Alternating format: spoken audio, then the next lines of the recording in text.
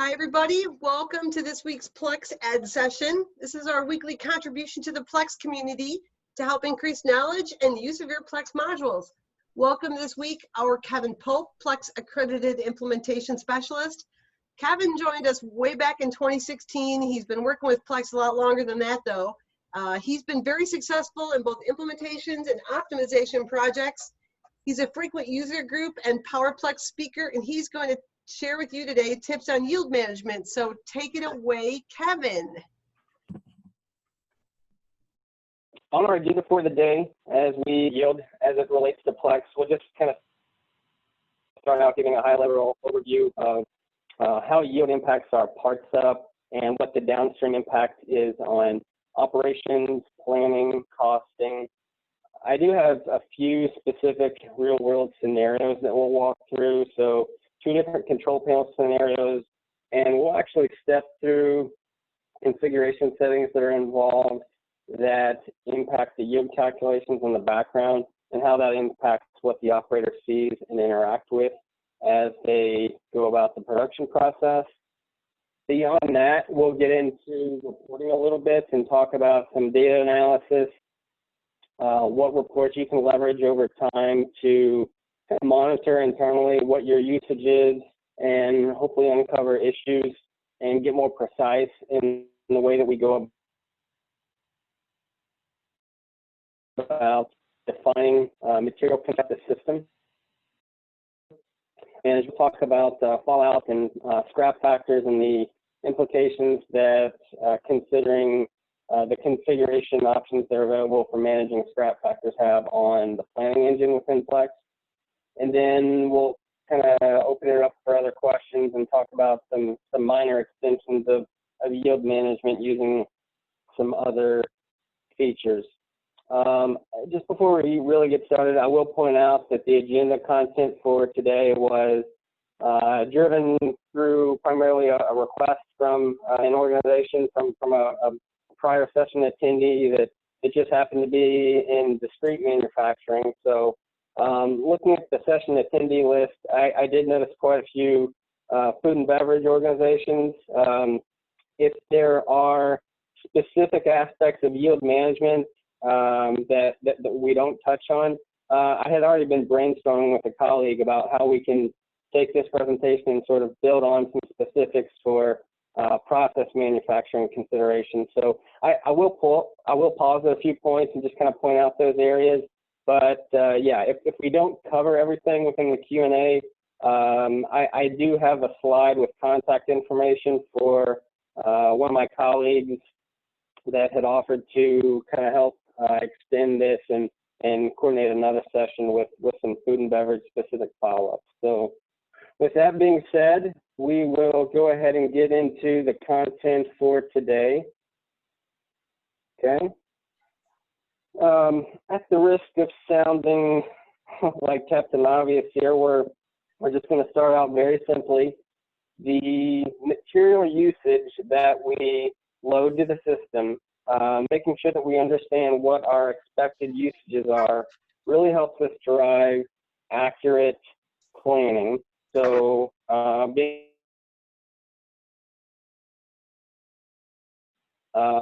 helps drive the planning engine. That's one of the drivers and important reasons for having accurate usage defined in our parts. From a part setup standpoint, being an integrated system, we know that how engineering sets up process routing and BOM depletion impacts not only costing, but what ultimately happens with inventory on the shop floor.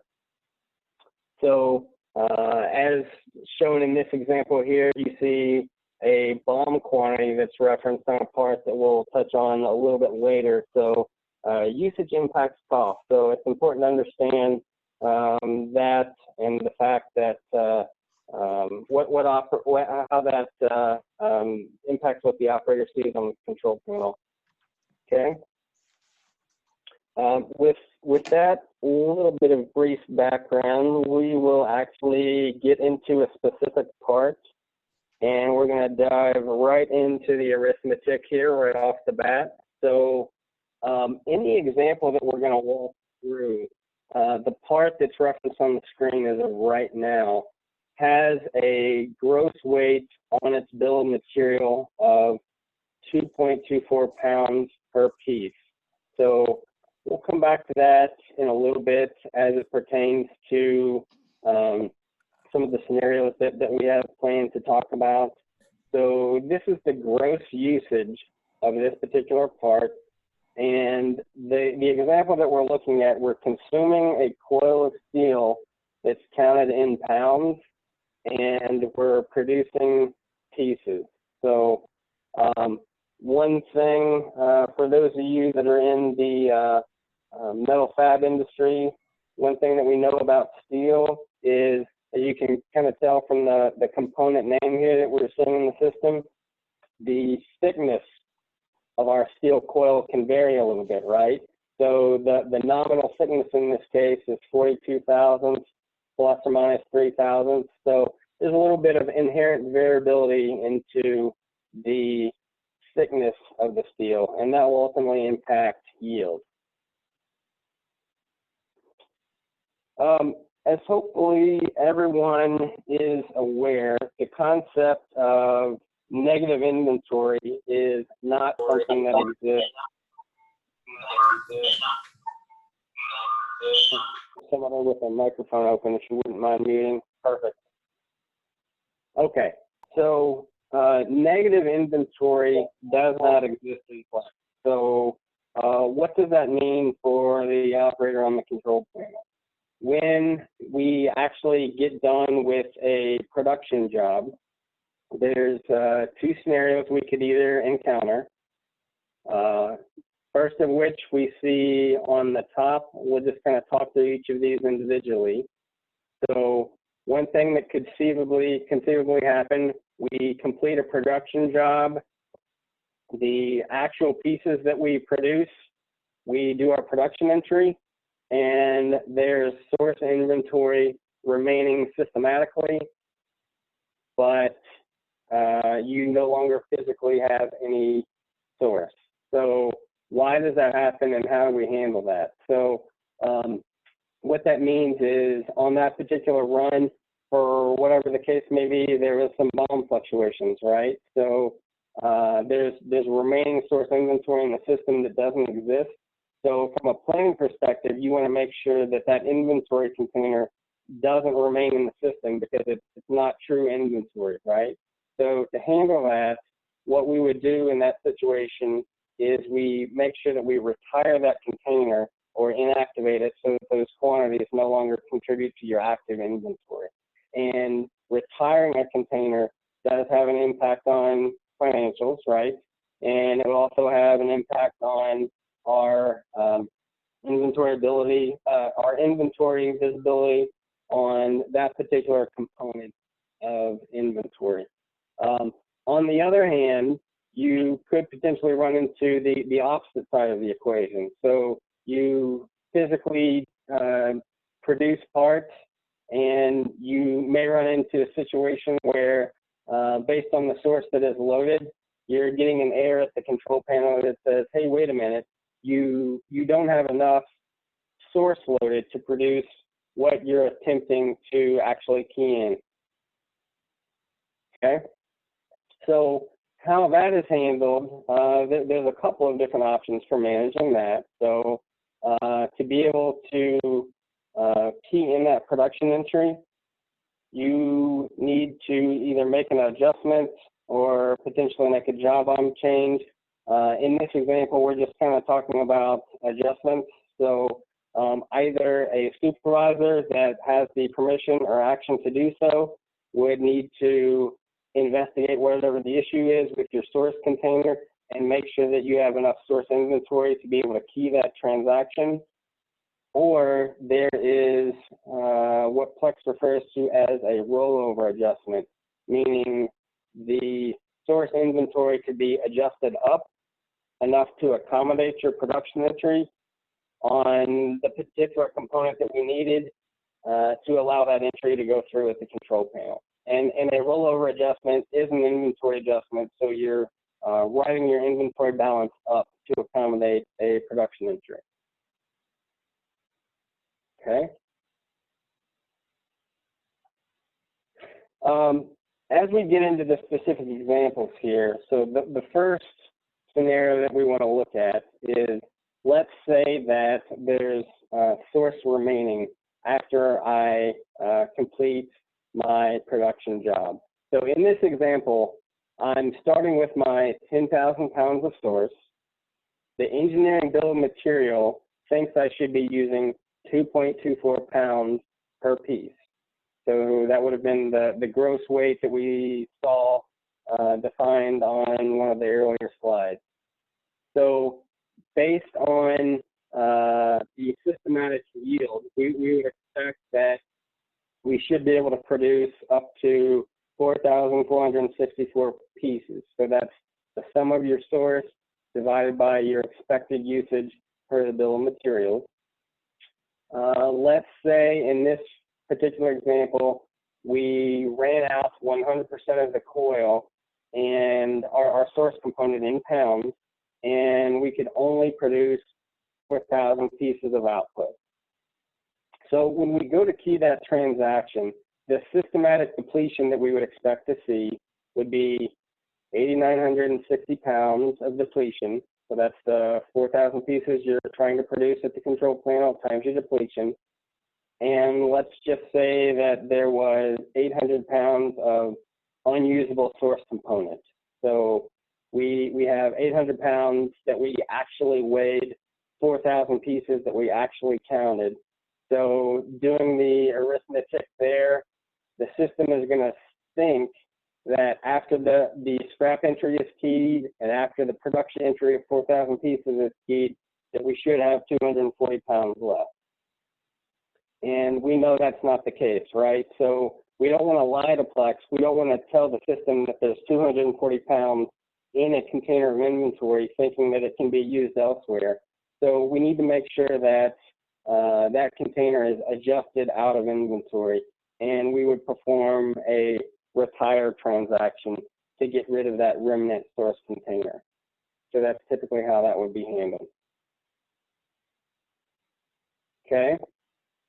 So on the opposite end of the spectrum, let's kind of use the same source coil as an example here. So same source coil, same BOM usage.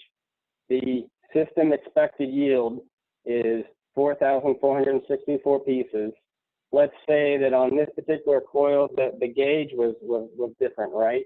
And we were able to, the gauge or thickness of the material was a lot different, and we were able to physically produce 4,600 pieces out of that source coil.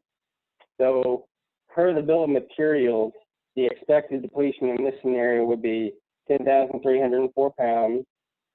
We're using our same component scrap, unusable scrap entry. So we have 800 pounds of scrap. Our expected depletion of 10,304. We do not actually have enough source material loaded to be able to key that entry. So that's the difference that you're seeing down at the bottom. So how does the system handle that? That's where the rollover adjustments that we referenced earlier can potentially come into play to accommodate this production entry. Okay. Okay, so what does the yield calculation look like in practice? The next handful of slides, the way that I have this is organized, so the settings that are referenced on the right-hand side, and we'll go through the setting impact on the yield calculation. And my hope is that you can use the setting as sort of a cheat sheet as a takeaway to take back to your organization and talk through how these values could or should be set. So in this particular example, we have our source coil at 10,000 pounds that's loaded. So we see the green source inventory box, total loaded is 10,000 pounds. This is just our baseline example. So we're not incorporating anything fancy beyond what the normal calculation is at this point. So our allowed production percentage, that's a setting, and I'll speak to the details of the setting here in just a few slides. So we can potentially allow for, let's just call it a little bit of a fudge factor that Plex refers to as allowed over depletion. So in this example, we're not using that allowed over depletion factor. So the sum of our source divided by our BOM would be the yield that is actually displayed. So only pertinent setting to reference on this particular slide. If you do want to show the yield on the record production screen, so relevant setting there is production yield display, and that shows the yield calculation under the stop light. So you'll see that with that setting. Okay. All right. So the next slide here, what's different in this slide is we're now getting into how yield looks with an allowed over depletion factor. In this particular case, we have a 10% allowed over depletion factor, and this can actually be set up a few different ways. In this scenario, the allowed over depletion factor is set at the component level. So our 10,000 pounds of component times the 1.1, so our 10% that we have defined on this part operation type divided by the BOM usage would be the actual systematic depletion or yield that we would be able to keep. In this case, I do want to point out that even though in the background the allowed over depletion factor is considered, we can still configure the system to display the actual yield, and that's what I wanted to draw your attention to here. So this scenario, you're actually showing what the calculated yield is for the BOM, but you're not presenting to the operator the fact that, hey, we have a 10% fudge factor on this particular part. So that's potentially a configuration choice you can make. Along the same lines, still using that 10% allowed over depletion factor, if we disable the setting actual yield display, we can actually display the yield in terms of the extent to the maximum production entry that would ultimately be allowed. So in our same example here, you'll recall that it was 4,464 pieces that could be keyed.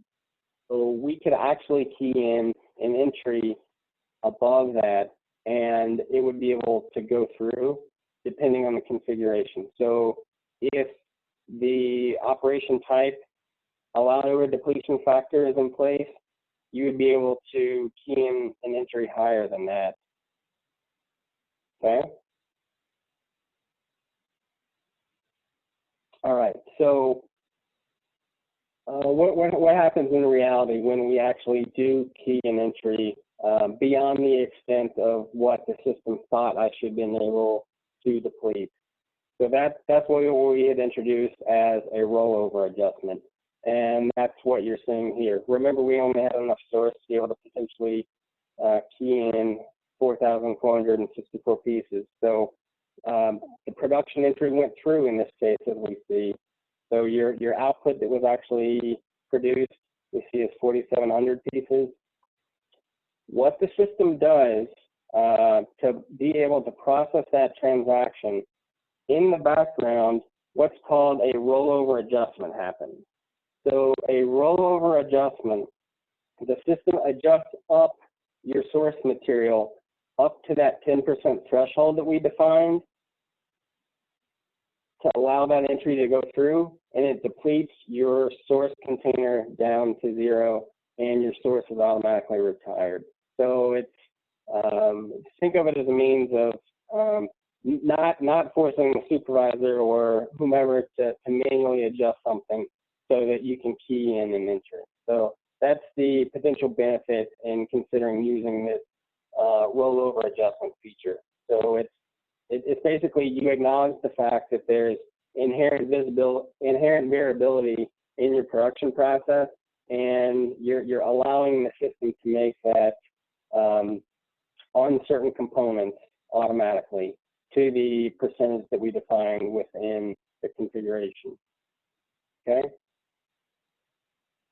So if we do use the allowed over depletion factors, what kind of history are we going to be able to uncover based on the fact that that was used? So we saw in container history, right, where the rollover adjustment happened and it made an adjustment up to our source container. So using the inventory adjustments report, there's a last action. So just like you would manually go adjust a container of inventory and have an opportunity to select an adjustment reason, the same conceptual thing happens when we're doing rollover adjustments.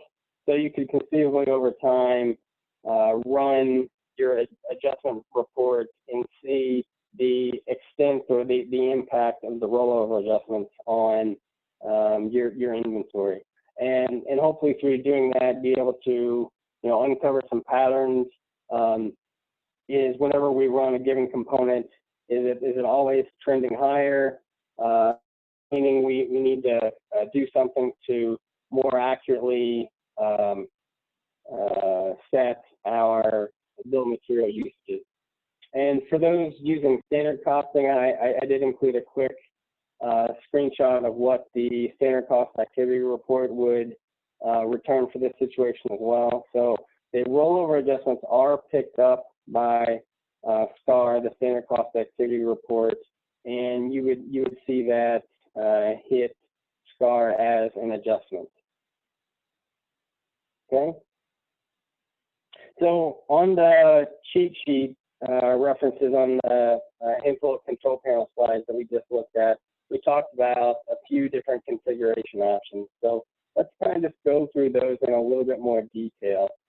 So the allowed production percentage, this is a system-wide setting. So if you use this setting, this is basically the extent to which at all work centers within the building, you want to allow rollover adjustments to happen. So it's a numeric percentage that we set. So 5% would be 1.05 for this setting. We don't typically recommend that this setting be used. It's nice that Plex has an option to consider this, but you can sort of think of this setting as opening up the floodgates, so to speak, and you're giving yourself the opportunity to make rollover adjustments at every work center. A lot of organizations, we probably don't want that to happen, right? So it can be overridden at the operation type level, and I'll give an explanation of that here in just a minute with a couple of screenshots. So at the source component level, we can make a decision which components we wish to leverage these allowed over depletion factors on. So in my example, I was consuming a coil of steel measured in pounds, something that's continuous. There's variability at each time that I do a production entry. So my depletion is going to be off. So we acknowledge that. Maybe I'm also consuming another component in the same operation that's counted in eaches, right? And if my inventory container is incorrect, I want to know about it. I don't want to just allow these rollover adjustments to happen automatically. So we can control that by using the operation type allowed over depletion factor instead of the setting. Okay. Along the same lines, there's a setting called rollover uses setup parts. Setup in this context means the setup part that you're producing is output on the control panel. So again, it's the variability in source depletion. When we think of rollovers and adjustments, we typically think of it in terms of source depletion because Some things are finite, countable when they're depleted. Other things are variable. The typical use case would be rollover user setup part is off, meaning we want the system to apply rollover adjustments to source components only, not the output parts, okay?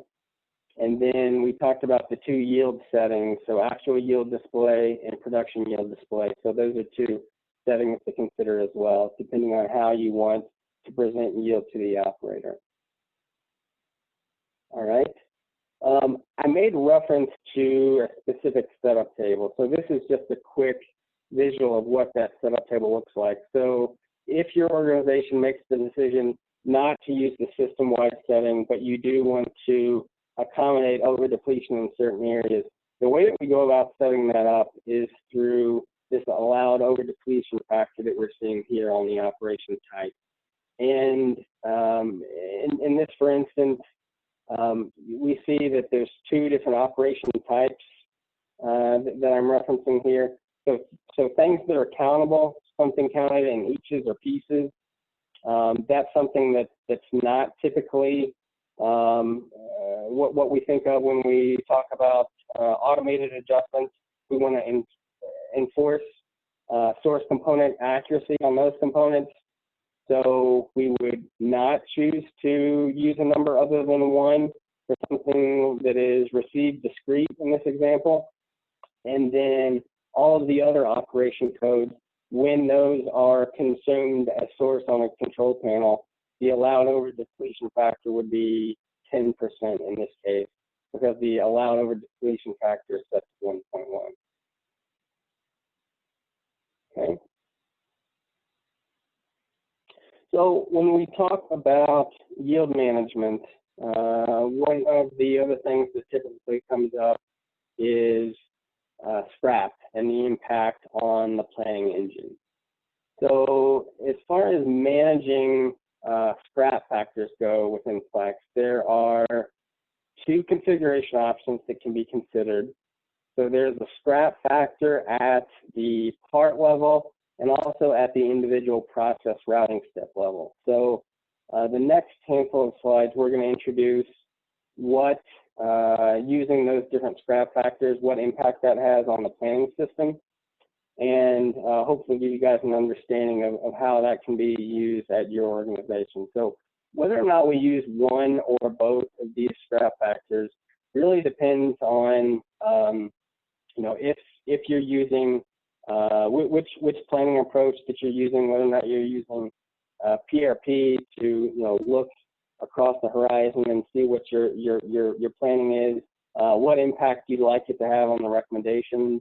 If you're using more of a make-to-order scheduling solution like create jobs from orders, only certain scrap factors work with that particular screen. So we'll kind of introduce each one of these in the context of this example here. So the part that I'm going to be referencing, so we have a finished good part, KP finished good that's shown here, and we're consuming a manufactured whip component, so KP whip stamping, and the source raw material, it requires 2.24 pounds of source of that raw material to make one piece of this stamping component.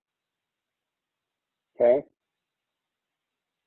So when we're kind of introducing scrap factors, to understand what the routing scrap factor does versus the part level scrap factor does, it's important to understand what the scrap factors do not do. So from a job scheduling standpoint, the routing level scrap factor, if it's defined on a part, does not lead us to overschedule the part that you're putting the scrap factor on. So as a for instance, the part setup that we referenced, we had a finished good part and we had a manufactured component part. So if I put a scrap factor on the finished good, that does drive net demand through PRP on the whip component, but it doesn't actually impact the finished good part itself, how the demand would show in PRP for that particular component. Routing scrap will also drive net demand to your raw material, so in MRP for your purchasing. So if we use routing scrap factors, the impact of that net demand will also be driven to MRP. Okay. Also, just as an FYI, if you come back to the recording and want to reference the settings, so you're seeing that here as well. So there's 2 settings required to leverage the routing scrap factors. Okay. An example of how the routing scrap factor could be applied. In our example, if you'll recall, we had a 2.24 pounds of usage on our manufactured component. So the way that the routing scrap factor would impact the planning engine, in this particular case, we have a customer order for 10,000 pieces. And what you're seeing here is a screenshot before and after of MRP. So in the top, our purchase component, KP raw coil, the net demand or parent demand as it's labeled here is shown in the left. If we do include the scrap factor, the routing scrap factor will impact the MRP grid. So we see that in the recommendation here when we're reviewing MRP, without having to click into the component itself to see the impact of that scrap factor. Okay, so that's routing scrap factors. On the other hand, there's also a part level scrap factor that we can leverage. So part level scrap factors, if we define that at the finished good, the create drops from orders application will consider part level scrap factors. So using create drop from orders, what the system would do, it would sense the order quantity, it would scale that up by whatever scrap factor you have defined on your finished good when it's creating your production job. An important distinction of part level scrap factors is they do not impact the MRP grid. So if you're just using the top level MRP search filter, right, to search demand, when you're looking at the weekly or monthly buckets on MRP, part level scrap factors do not impact the MRP grid. Part level scrap factors do impact the MRP recommendations. So when you're actually clicking into a part itself, that's when we'll see the percentage that we have defined at the part level impact the calculations. And just as another minor note for everyone, the scrap factors are cumulative, and we'll kind of demonstrate that here on the next slide. So that's something to be aware about as well when you're considering using one or both of these, okay? So in this example, on our raw material, KP raw coil, we have a scrap factor defined. Looking at what shows on the grid, we wouldn't necessarily know that. So the scrap factor that we defined at the manufactured component, we're still seeing the impact on the MRP grid here. But when we actually click into the part number in MRP, at the top, if there's a part scrap factor configured, you would see that as a reference point. So there's a 4% scrap factor here, and that's driving you to increase your buy. And we see that in the calculations that display within MRP as well.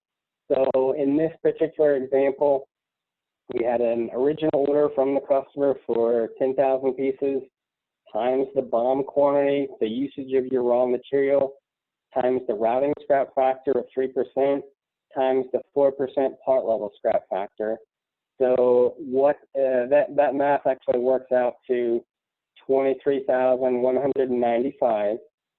In this example, we see that we had 20,000 pounds on hand, and that very bottom row of the MRP recommendations grid we see that the system is recommending that we purchase 3,195 pounds, and that's just the difference between the calculated recommendation that the system made minus your on-hand quantity.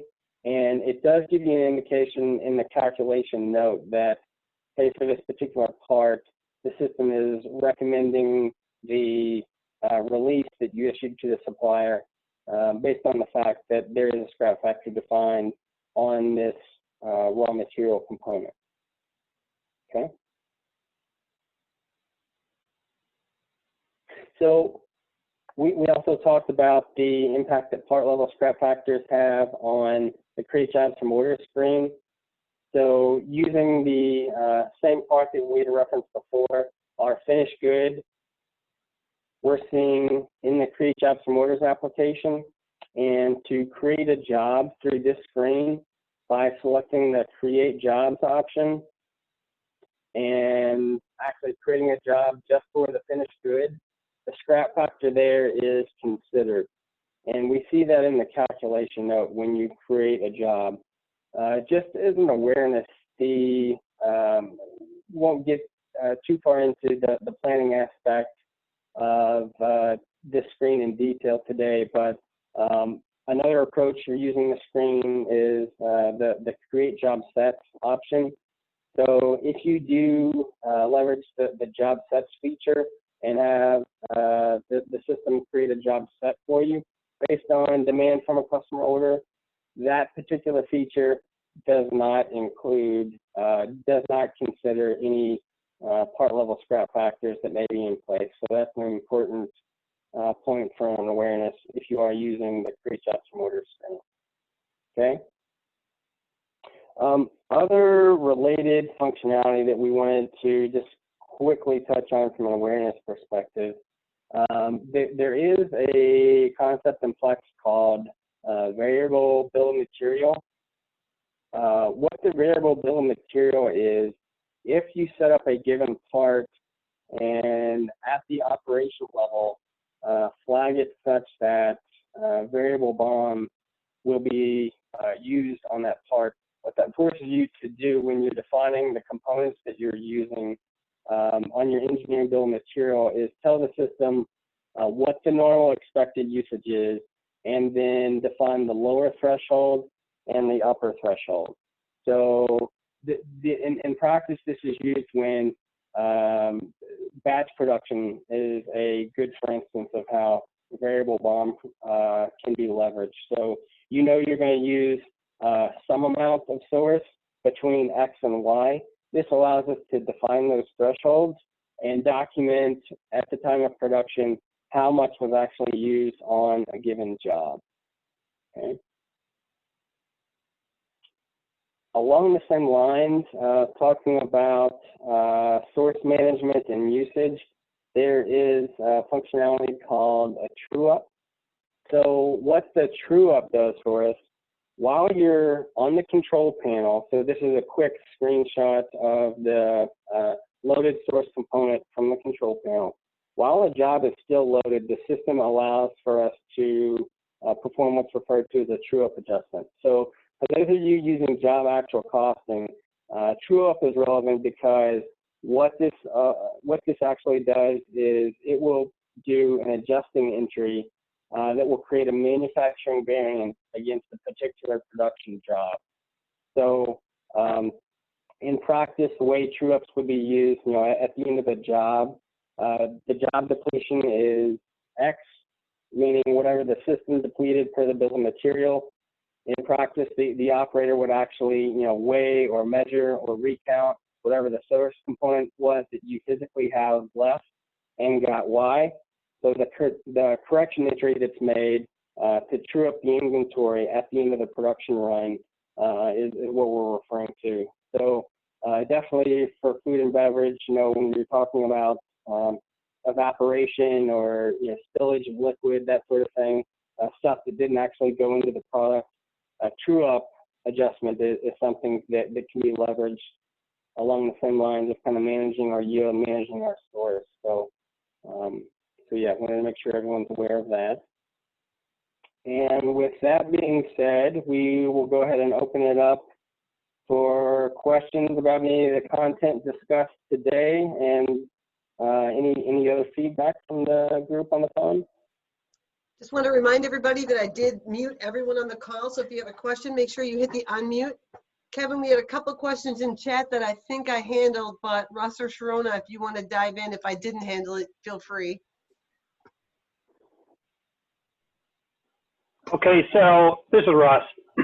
So the one question I had, so if I understand correctly, use an example. If I receive, in my receiving department, I receive 5,000 pounds of a particular product. And just so everybody knows, I'm from Hospec Pickle Company. We're a food and beverage company. So if I receive 5,000 pounds of pickles, for example, that's what I receive. That's what I have on my my bill of lading that I received. And so that's what I'm going to show my auditor if my auditor audits that. Okay. So then I go through, and if I use the what's called the over, help me understand the over depletion. Yes. Yeah. Okay. The So, over depletion. Yeah. So it's automatically going to add to that container that I received. I received a container 5,000 pounds. Let's see my over depletion or whatever it is. It causes it to add 500 pounds to that. So it's telling me that I received 5,000 pounds, but I depleted 5,500 pounds. How do I explain that to an auditor?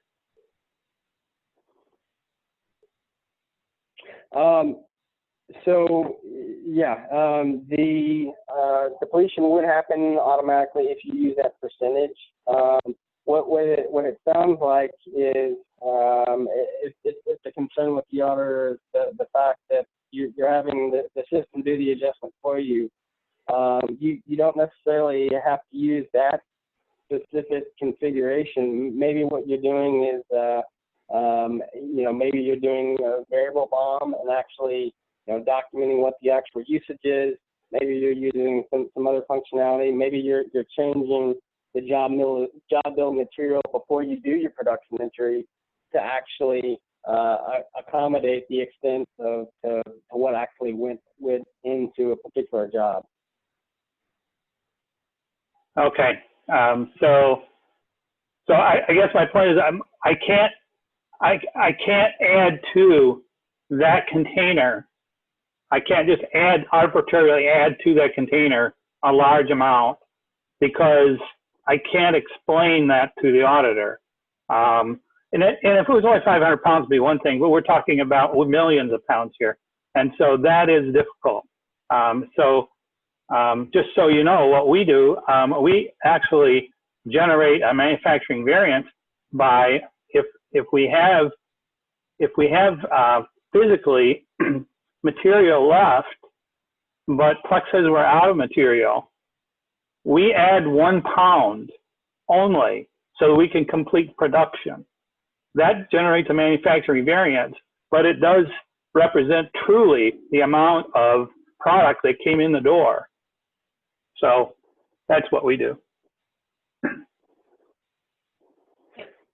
Understood. Yeah. So yeah, rollovers isn't necessarily something that you have to use. To your point, you can manually adjust up source to the extent to allow that entry to go through. So yeah, you're absolutely right. That would be another way to handle it. And also, when you're doing that, if you're selecting a consistent reason code when you're making that adjustment up, you would be able to provide evidence to your auditor to the extent of over time, whatever adjustments that you've made to accommodate those types of things.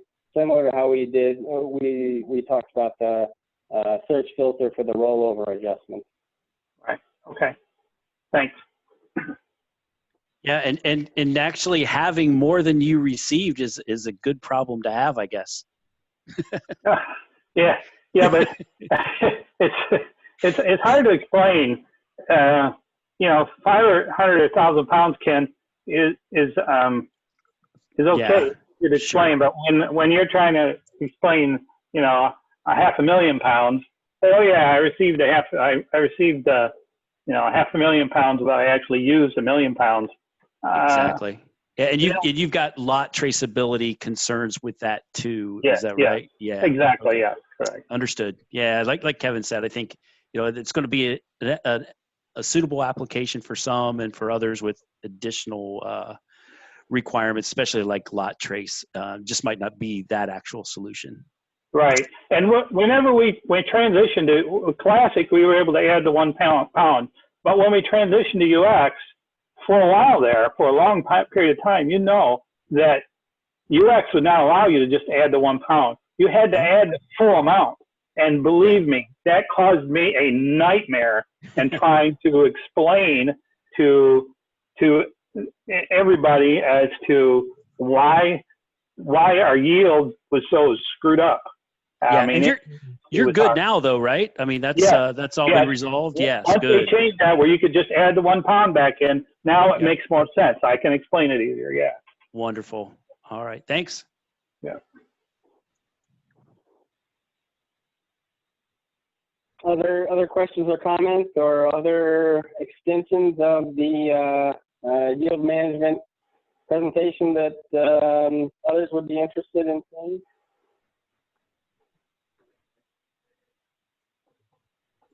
Kevin, it sounds pretty quiet, so let's assume the questions are done. If you have more, you can see Ken's email address on here. Kevin's is Kevin at Control+M Solutions. But anyway, thank you, Kevin, for a great job talking about yield options in Plex. And as you mentioned, for the F&B folks on the call, if you'd like to continue this session more focused on yields issues specific to your industry, please email Ken, and he'll throw a session out there that it's a little bit more specific to your needs. We're really enjoying providing these sessions for you. Next week, we're going to be covering UX problem control. Remember our YouTube channel, please take a minute or two to like our videos. Those thumbs up mean a lot to us. So even if you watched it live, we'd appreciate the props on the video. Thanks, everybody. Stay safe and have a good day.